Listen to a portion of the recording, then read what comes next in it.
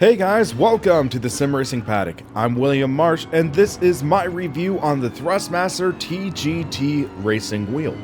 Marketed as the new flagship wheel in the Thrustmaster ecosystem, the T-GT is also the official racing wheel of Gran Turismo Sport on the PS4. This is the most feature-packed wheel Thrustmaster has put out to date, and also features a new force feedback system incorporating a tactile transducer into the wheel for an extra dimension of feedback. Does this translate into Thrustmaster's best wheel yet? Let's take a look.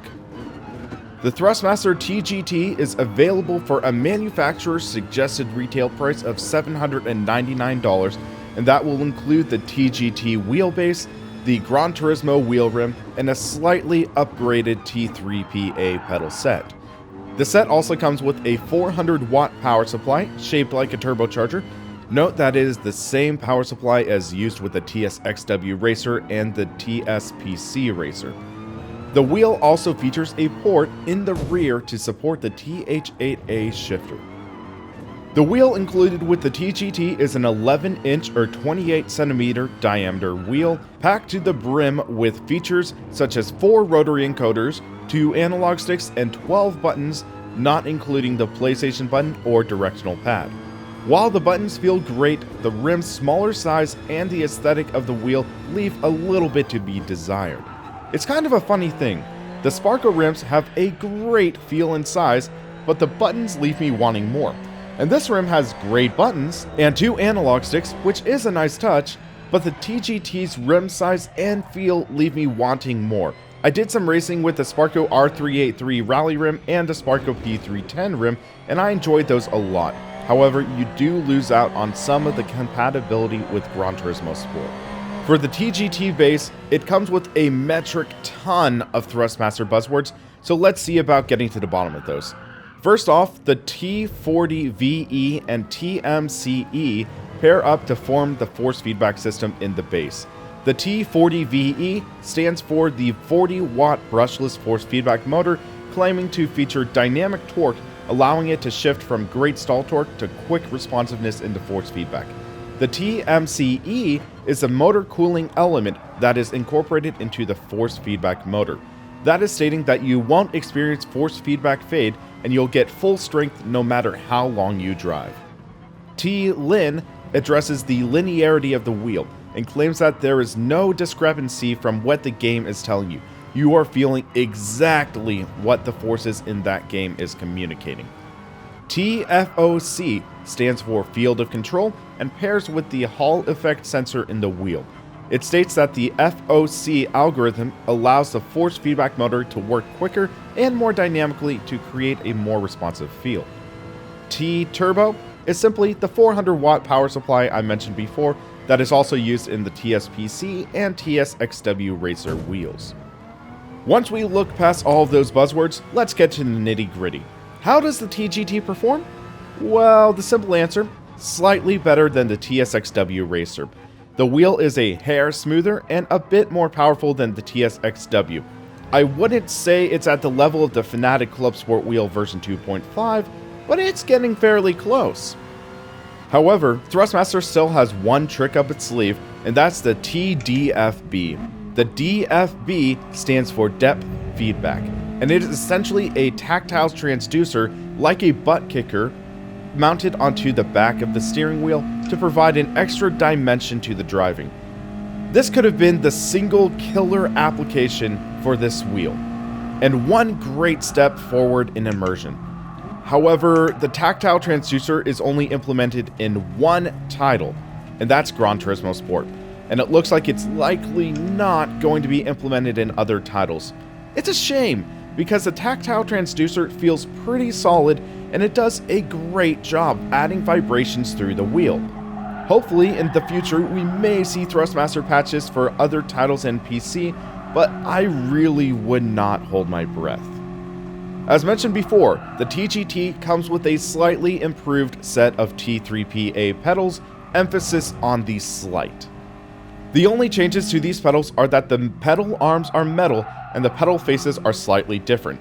Its functionality is just about identical to the other T3PA pedal sets, and it's somewhat disappointing.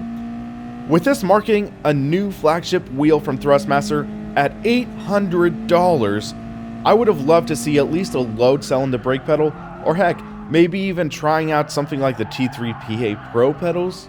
However, the T3PA are serviceable, but I really would have liked to see a step forward in them. The Thrustmaster T-GT is a respectable improvement over the previous Thrustmaster models, but one of my main complaints with Thrustmaster products remains.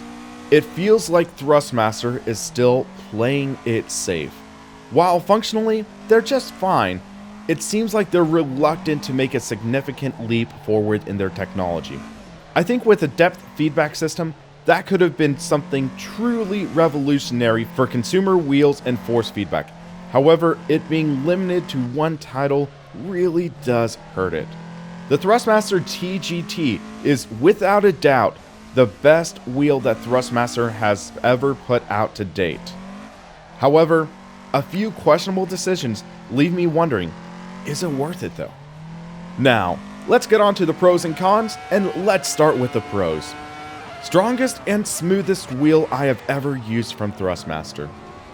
All the buttons and dials you could ever ask for on a rim. Depth feedback works fairly well in Gran Turismo Sport. Have not felt any force feedback fade from the wheel. And now let's get on to the cons. The pedals still haven't seen any significant improvements in technology. Depth feedback only limited to one title. The wheel rim feels too small. The price feels too high for what you are offered. So the big question, do I recommend the Thrustmaster T-GT? Right now, I can't really say that I do. It's a tough call though. This is definitely Thrustmaster's flagship wheel for a reason. It's the most advanced one they have ever put out. However, $800 for a wheel that only realizes its full potential with one title for the PS4? That's a tough pill to swallow. For that price, you could get a CSL Elite wheel and load cell pedals and still have a little bit of room left over for a shifter. Or if you're looking to stick with the Thrustmaster ecosystem, you could get the T300RS, TH8A shifter, and still have room left over for a second Thrustmaster rim. Also, at $800, you're getting into open sim wheel territory. So, if you were looking at the T-GT for just PC use, why not look into the extra investment towards direct drive? There is no denying that the Thrustmaster T-GT is an excellent wheel, but I don't feel it's $800 excellent. Maybe at around $600, I'd feel a lot better recommending it, but not at $800. So, I hope you guys enjoyed my review on the Thrustmaster T-GT. I would love to hear your thoughts. Have you had any time behind the wheel of the T-GT? Did you like it? Let us know in the comments.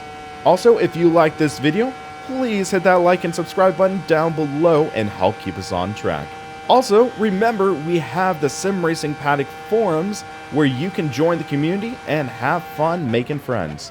For the Sim Racing Paddock, I'm William Marsh, and you have a great rest of your day.